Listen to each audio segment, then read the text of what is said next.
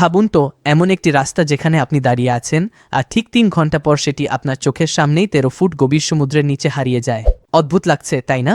এইটা পৃথিবীর সবচেয়ে ম্যাজিক্যাল রোডগুলোর একটি। ফ্রান্সের পশ্চিম উপকূলে রয়েছে প্যাসেজ দ্য গোয়া নামের এই রহস্যময় রাস্তাটি।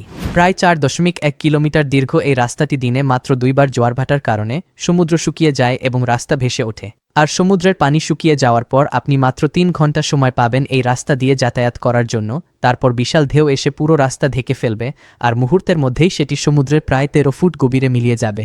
এটি ঘটে মূলত জোয়ার ভাটার কারণে। পৃথিবী আর চাঁদের মধ্যে থাকা গ্র্যাভিটেশনাল ফোর্স বা মহাকর্ষীয় আকর্ষণ সমুদ্রের পানিকে টেনে নেয়।